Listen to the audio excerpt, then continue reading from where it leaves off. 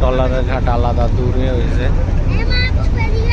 এই যে এটা সে জায়গায় ট্রলারগুলো ফেরে জায়গা। এই যে ট্রলারের স্টপেজ। আর আমাদের জন্য এই যে এই জায়গায় ফেরি ফিরবে, এই জায়গাটায় ফেরির জন্য এই স্থানটা